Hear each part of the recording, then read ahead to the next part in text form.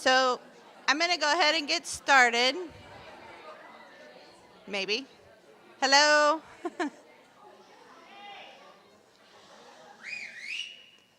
Thank you. I am Kristen Marcus. I'm the Executive Director for Children, Horses, and Adults in Partnership in Sheridan, Wyoming. I've only had this job for about 3.5 years, but my background is actually in horses. So I went to conference a few years ago, actually my first year, and Agape Therapeutic Riding Inc. had developed a program for them for measuring their stresses in their horses. And I took it back to my center, and we've spent the last 2 years getting it, customized to us. So this is what I'm talking on today, is how we keep our horses happy, healthy, and sane. So this is our rating scale. Don't panic, I'm gonna go through all of it. I know it looks a little confusing right now. But again, we got it from Agape, and then we customized it to ourselves.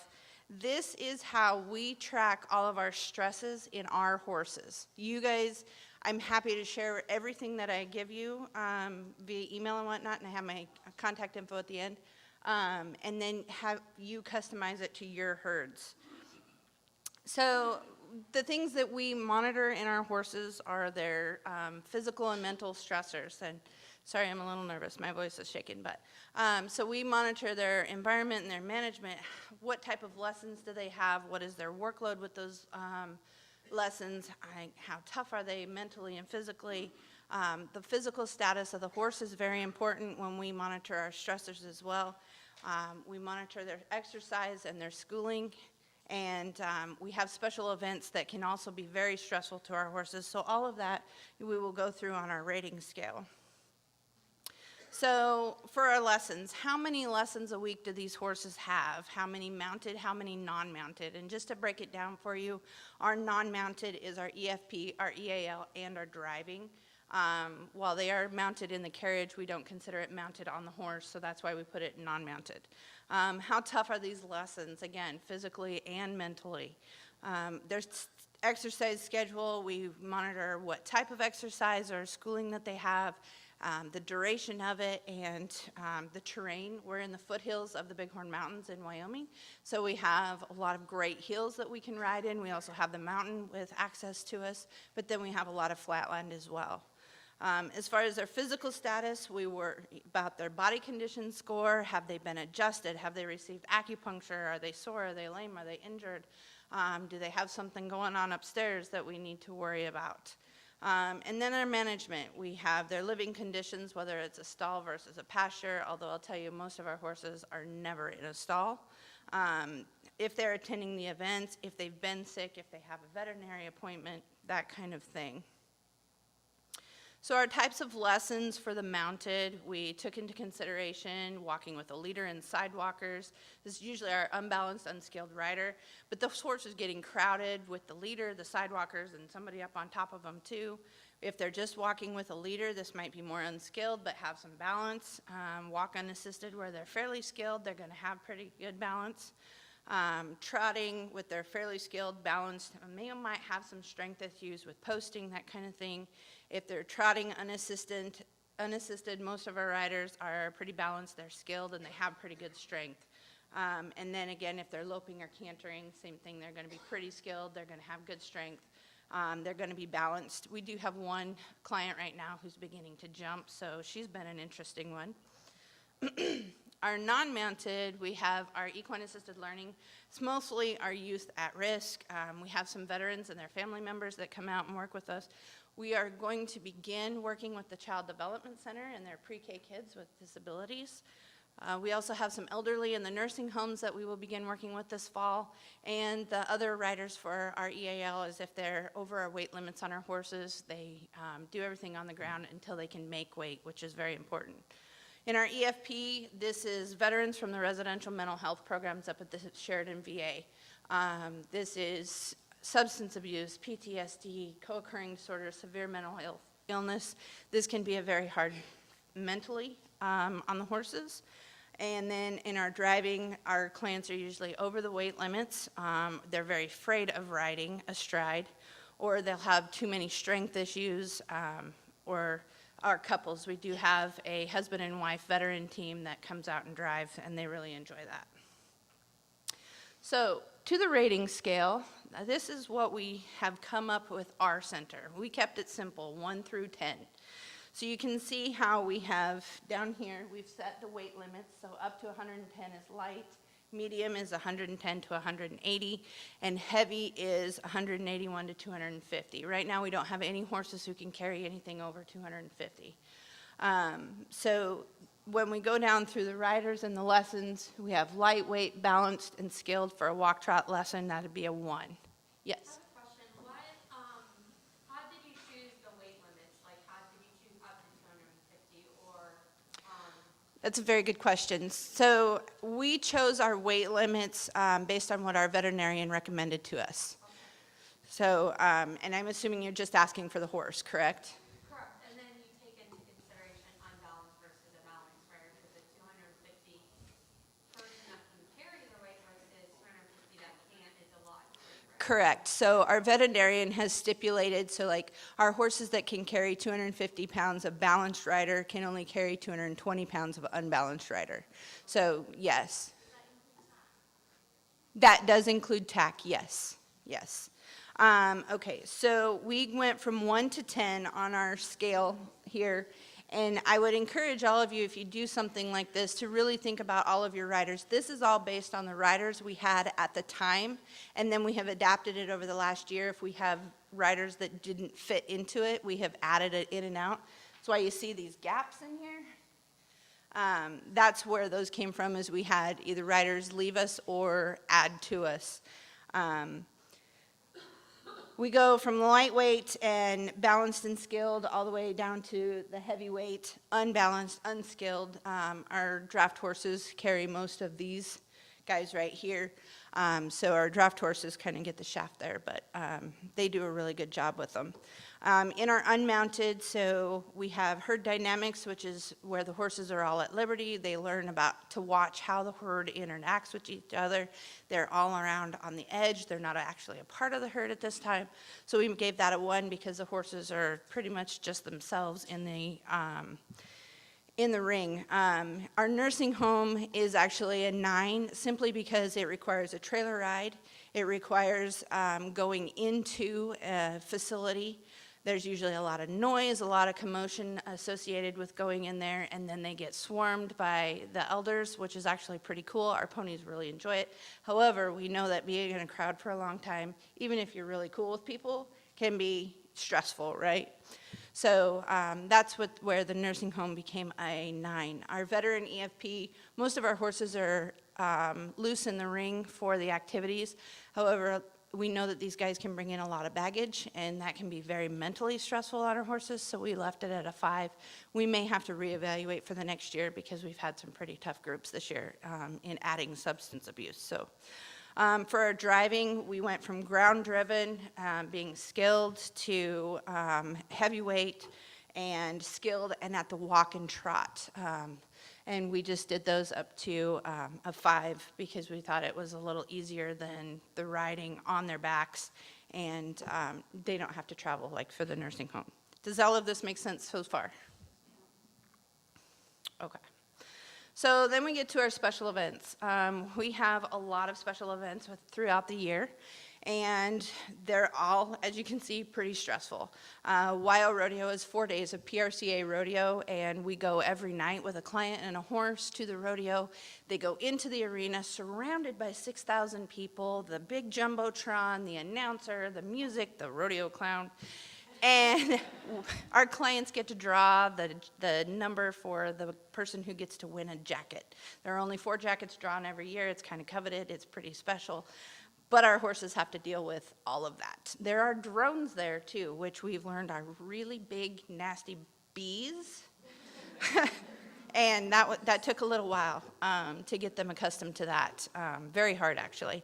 And then the parade is 2.5 hours from the time we get down there and are parked out to the time we get through the rodeo, the parade. We have the bands, we have the trucks blaring their music, we have floats that look really strange. So being in the parade has been an adventure, and we're only doing it about every other year because our people can't handle the stress of that.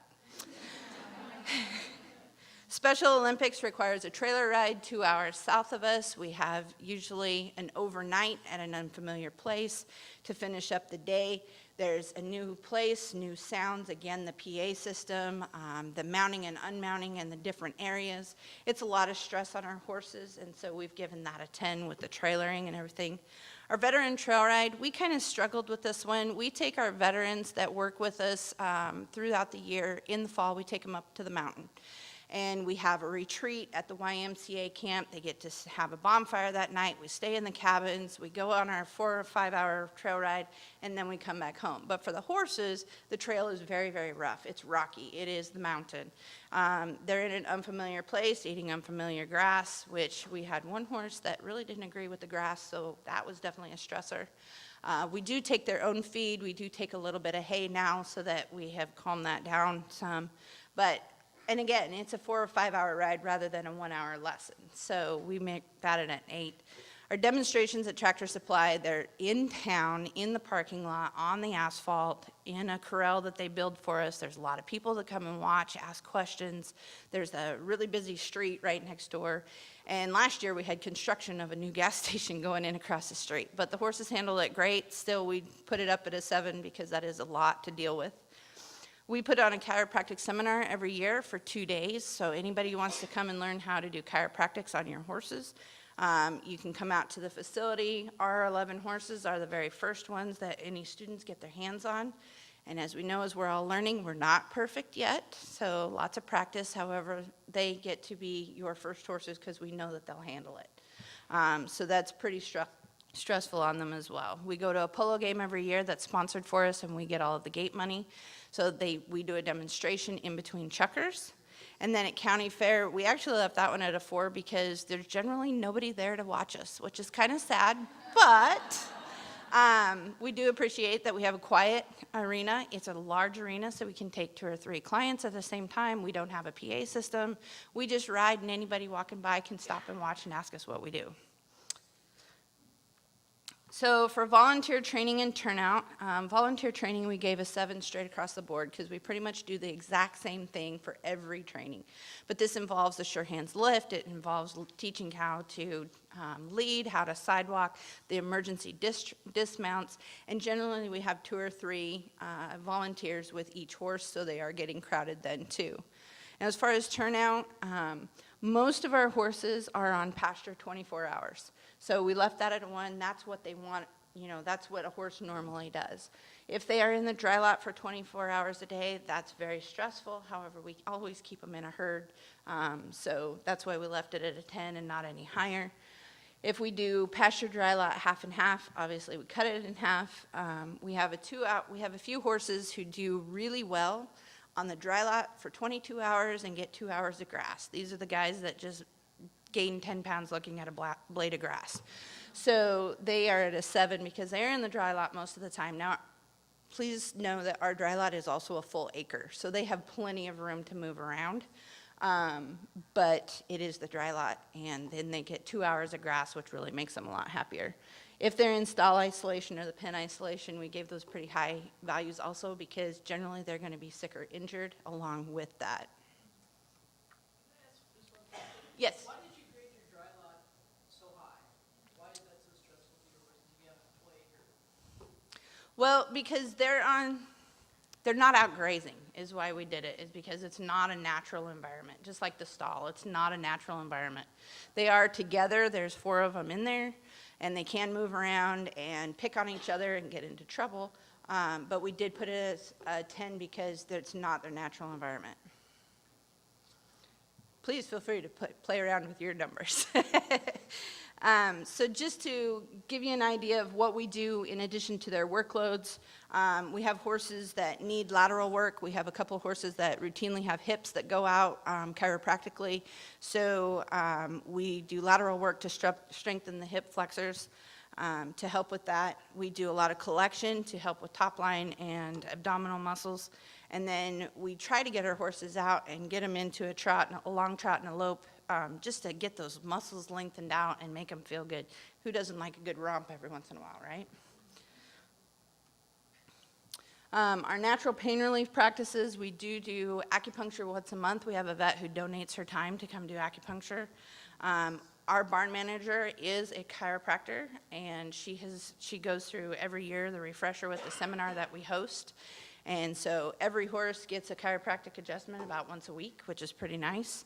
And then I got a grant to send her to equine massage school, and she is now certified masseuse as well. So our horses are very, very pampered. However, and you're going to find this is going to be a little contradictory. We did give values to these because while they are getting these done, they're in the cross ties for a lot longer than it is just to tack up and go. And there's still noise and people and whatnot going wrong through the barn.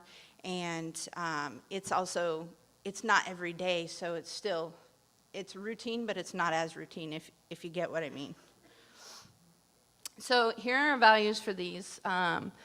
So on the chiropractic acupuncture, we gave that a value of 2, simply because they are on the cross ties for 20, 30 minutes at a time. It's still noisy, it's still busy, we have to work around clients sometimes. But the immediate relief afterwards kind of negates that, so we left it at a low value. Saddle fitting day is a very rough day for the horses. They have to stand up there for about an hour to get every saddle fitted to them, to figure out what saddles are the best fit for them for each trimester. We do this, we have 3 trimesters a year for 11 weeks. We close down November to March because we do not have heat. We're in northeastern Wyoming. So for the beginning of every 11-week trimester, we saddle fit our horses. For a vet visit, again, it's a trailer ride. It's going through a big garage door. Then they have to get poked and prodded and whatnot. We gave that a pretty high value. And then for our farrier hot shoes, some of our horses don't appreciate the smoke, and so we gave that a fairly high value as well.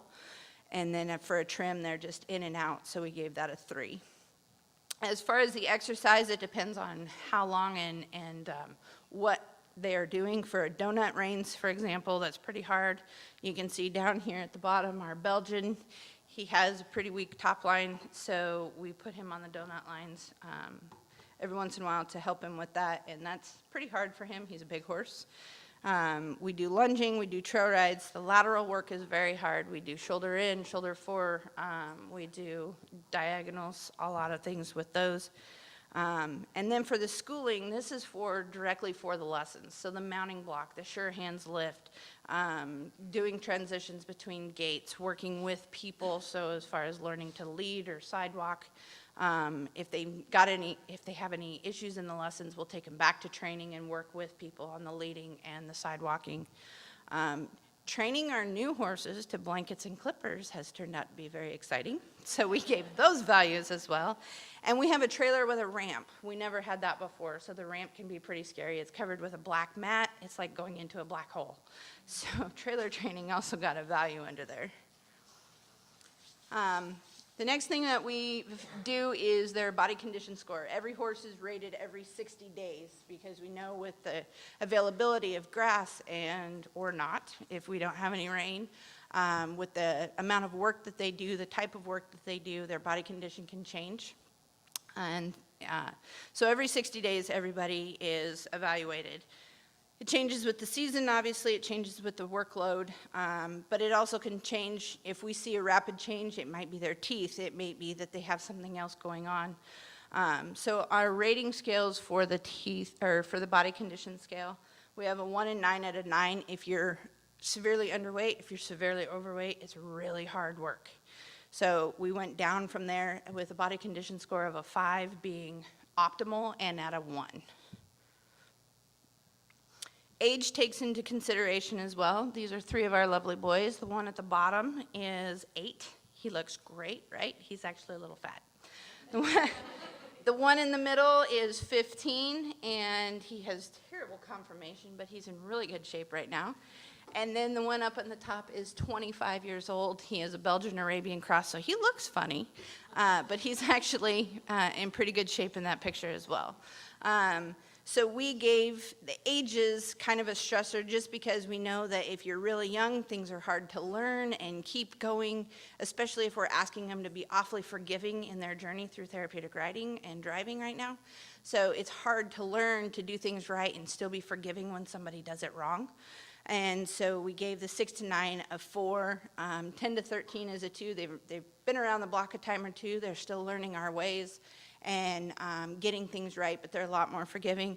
Those 14 to 17-year-old horses we found are pretty darn forgiving. They go with the flow, they do what they need to, and we gave that a 1 as being our optimal age range for our horses. As we go up, we know that joints are getting used up and they're getting weak in their backs, or they need additional things, such as we have one that's got IR, or insulin resistance, and that makes it a little tough to manage him. So we gave the age a little bit higher as they go up. For our nutrition on our horses, this is just kind of an added in. I wanted to tell you guys how we kind of feed our horses and keep them where we want them to be as far as body condition. Most all of them are on grass, and they're on grass hay or grass alfalfa hay. Occasionally, we will supplement with Timothy pellets. We haven't had to do alfalfa in a while. Occasionally bee pulp, but not very often. Most of our horses are literally on a handful of grain, either the senior or the omeline, and that is simply to get their MSM and the aloe juice into them. Water is added to every horse's feed. We've had so many incidences of choke on the Purina, but we get a break on the Purina. So our vet said just water it down to everything. So everything gets fed as mush. As far as our supplements, all we do is aloe juice for gastric health and to prevent ulcers. They have MSM for their joints. And seasonally, in the spring and the fall, we will add salt because we've had a couple of really nasty colics as well due to limited water intake. So we will salt them. We have a couple that need different things. Buteless is one of our big ones. It's, devil's claw and yucca, and it's for mild arthritis. We also give them Buteless after every chiropractic adjustment to help with that inflammation.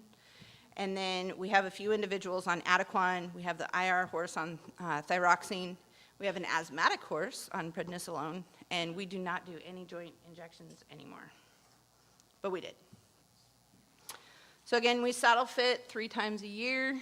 This is pretty much why we do it every time, is to decrease the pressure leading to soreness. We want them to feel good while they're working. We don't want it to be, a punishment for coming in and doing their job every day. Occasionally, we've had to do some physical therapy on our horses. We'll do Jane Fonda's, literally, that in the middle, she's doing Jane Fonda's with him. Carrot stretches to do flexion, and then when we're on the horse, we'll do flexion then too. The chiropractic seems to help a lot with the flexion. It helps keep those muscles loose, and with the bones not sticking, it helps a lot. Our farrier is really great. He keeps all of our horses properly balanced. He's out there every 6 weeks from March to November, and then every 8 weeks from November to March, because the foot growth slows down through then. And if we need any specialized care, he's very good at making us, he makes his shoes for us. We had a horse that needed one shoe or one side of the shoe a little bit taller than the inside because he didn't hit correctly, and so he would custom make shoes for him. As far as our environment and management, again, all our horses are not in a stall unless it's horse show day, and that's the only reason why we put them in a stall on purpose, unless they're sick or injured. Because horse show day, we need those horses right now. We can't be going out and getting them. So they're usually in for less than 2 hours. Do you have them out in for when it's during lesson time? No. No, so you have to go out and get them each time? Yep, our volunteers go out and get the horses.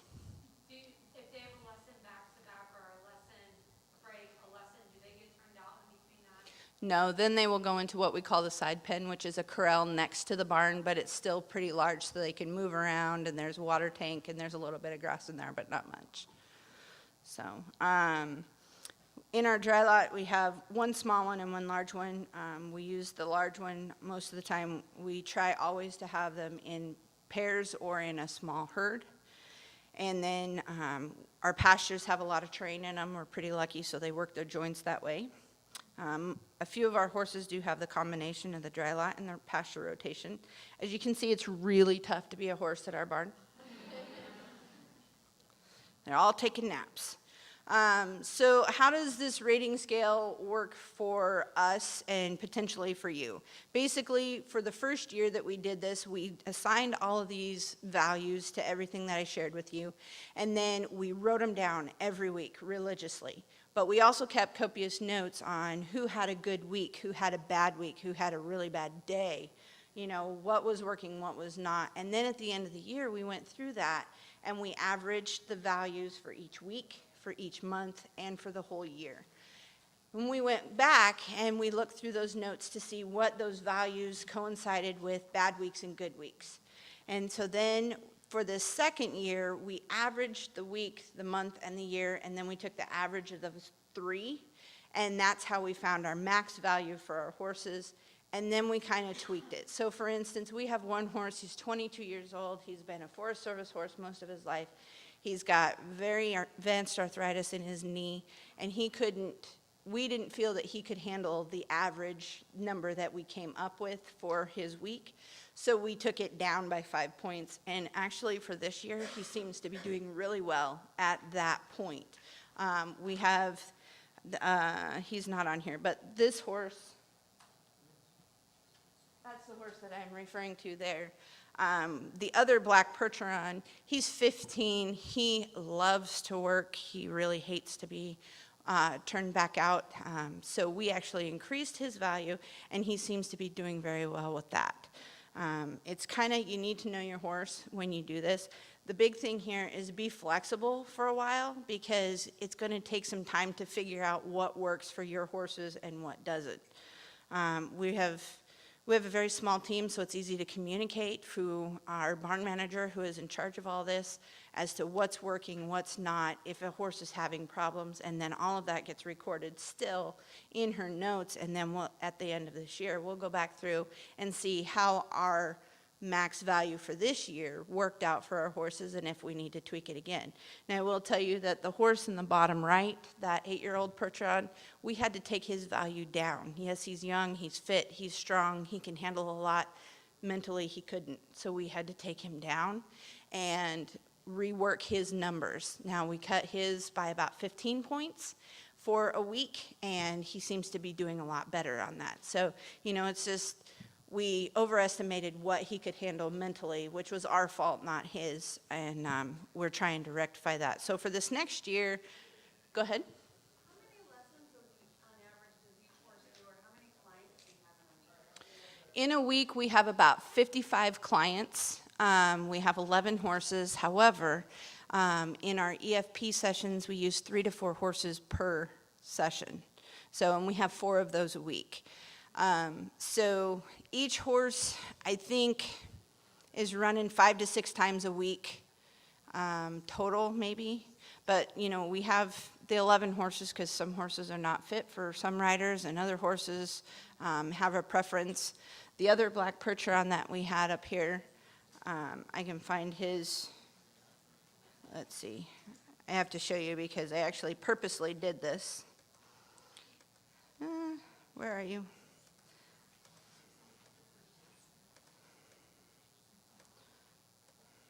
Okay, so this black Percheron, he actually does every program that we have except for the traveling pony program. He drives, he rides, he does the EIL, and he does the EFP. So he works really hard. This is the 15-year-old Percheron. We actually raised his values partly because he does love to work, but mostly because he had a variety of work. He's not doing the same thing every day. So he drives every Saturday. He gets ridden 3 to 4 times a week, and then he does at least 2 veteran sessions a week as well. Plus we have the 1 EAL that is his. So we actually think that he's thriving because he has the variety. Yes? What do you mean by, say, you know, when you were tracking the first year and the second year, you said look at if they had a bad week? Mm-hmm. So a bad week for us is if they're biting, if they're having behaviors, if they are not feeling good, if they got sick or injured. Do you have a list that you track that as well? No, not really. So we just make the notes on that week of those were the things that we saw, and we have actually gone back to this rating scale multiple times this year to see what was going on with horses. And we have, like I said, that 8-year-old Percheron, he started biting in lessons, and so we knew something was going wrong. We couldn't figure out what it was, and we finally just figured out it was mental. Go ahead. So is this a human perspective as far as observation, or do you have any hard metrics or This is all our observation of our herd. hard science from the horses, parking No, no, we don't have any of that.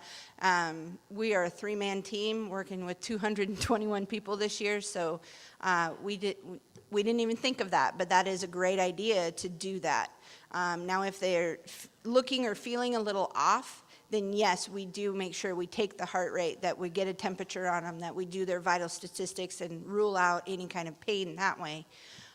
But this is mostly just our observation, and we know these horses inside out, as you guys know all of your horses inside out. You know when something is wrong. So we just mark down on that week, what did we see? You know, if it's biting, if it's kicking, if it's, you know, he's being awfully sluggish today, or if he's really, really excited today. Those type of things, we mark all of that down, and then at the end of the week, when we compile the numbers, then we can say, hey, you know, he's awfully close to that max value, or maybe he went over the max value. With a special event, it's pretty easy to go over. We try to watch that very carefully, but you saw our special events, they're pretty high values, right? Lots of stress, and so it's easy to do that, and then we can, at the end of the year, we can reevaluate our max value. I have a question about the special events. Recently taking my Minnie, who was quite young, to a parade, did wonderful, and my seasoned horse was very stressed by that. She loved the noise, she loved the band, she loved the crowd of people. So how do you make that kind of assessment? Is there a way for me to take that and make that kind of measurable, the fact that she had no reaction and relish in that? It's not a high stressor for her, obviously. So we know our horses very well, and that may have been surprising for you today, but if you know for next year that she really enjoyed that environment, maybe you would give her a lesser value. We gave everything a blanket value for our horses this year. We do have a couple of things, such as the sure hands lift, that we're going to have to reevaluate per horse. We have a couple of horses that really don't care about the lift. We have a couple of horses that are like, no, it's still going to eat me. So I think it could be individualized per horse, for sure. Our horse hated the parade. They had drones over to record it. They had, I mean, it's 35 people deep on each side of the road, and it's 1.5 miles. So it was, we absolutely hated it. So, what other, yes, ma'am? So the one in charge of keeping all of the notes for our horses is our barn manager. She ultimately is in charge of all of our horses, the training of the horses. She's also in charge of our facility. So she knows everything that's going on. Now she pops in and out of lessons so that she can observe if our instructor tells her that we've had an issue. She can go in and observe and then base her training for the horses off of that. All 3 of us are responsible for getting the values into her, so we have 1 full-time instructor, I am the ED, we have 2 adjunct instructors. Both of them drive from out of town to come help us out. So they also have to relay that information to our barn manager as well, but she is ultimately in charge of doing all of that. What other questions do you have? I think I'll go back to the tying it all together.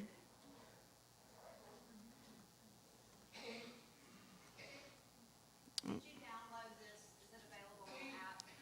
So know that they're recording it. So you should be able to watch it again. And I have all my contact information here. I will, this is just a review that we try really hard to keep our horses happy, healthy, and sane. Just if we you all know, if we didn't have our horses, we wouldn't have a program. So it's a lot difficult some different times of the year. It's easier sometimes of the year. And then the horses themselves make it easier or hard depending on where they're at in their particular day. So here's my contact info. Please feel free to call or email. I'm happy to send you what we have and hopefully try and help you make sense of what we did. This seems to be working for us. It may not work for all of you, but it was very exciting to actually have this to go back to all year when we've had an issue and to know what we're doing and how we're doing it, and it's kind of standardized for us. So if it helps somebody else, then that's great. If not, we're going to keep doing it, but it was very exciting to be able to share this with you. Can you go back on the slide really quick? Yep. So, sorry, I'm on the floor. Oh, So you said Agape originally started this. Do you know other centers that are also applying it? First question, and the second question is, do you have so I'm at Fieldstone Farm, and we're genuinely thinking about applying this method, and so I'm kind of curious, like, what's the network of contacts with you and Agape, who else kind of can we chat with, and then what's the range? that's a very good question. I've had 2 other centers contact me, and I'd have to go back through my email to find out who they were. I'm sorry, I don't know for sure. Agape's was just on their riding lessons. It didn't encompass any of the rest of the horse's day. But yes, they were the ones who started it, and that's when we took this home and kind of encompassed a horse's entire day or week. They're in Indiana somewhere. I don't remember the town. Thank you, just north of Indianapolis. Yep. That's the other piece is what's the range that you personally have found? So you said you averaged it and you got a low and a high, just to know. So our highest value that we came up with on our averages was 62. We didn't take anybody up that high. We do have a couple at 60. Again, they're young, they're fit, and they have a diversified workload. And then our lowest, I believe, is 25. And that's for the very old. Yes, ma'am. That's for a week? That's per a week. Yeah. Yep. What else? Yes, ma'am. Did you notice, I saw your measures there on just the unmounted parts of your program, and was there a noticeable, when you said you adjusted, especially I'm thinking with the horse you said that had, The mental. and taking into consideration was younger, but in general, did you find one thing that was more stressful that you could take off that would make a more significant difference in the healthy, sane horse? So for this particular horse, the 8-year-old Percheron that was having issues mentally, the one thing that we found that has significantly reduced his bleh was we had to take off the input off of his face. We found that he's very, very, very sensitive in his face. We drive him literally with your ring finger, and that's it. So we don't have bits in our horses' mouths. We ride them with a side pull. But even we have one rider that is very low control of her upper body, and she shakes a lot, and so she's always putting input in through the reins. And she was riding this particular horse, and he just can't handle it. It's just too much input on his face. So we're now having to refigure out, who is appropriate for that particular horse. But this, the rating scale and him biting and being able to say something is not right. Unfortunately, it was a trial and error for a couple of weeks till we figured out what it was. And, but yeah, that's what it worked out for him. But it was cool that we could go back to our scale and say, okay, well, this seemed to be okay, but that's not okay, so what's the difference? Did that make sense? So, anybody else? Thank you all. I appreciate it.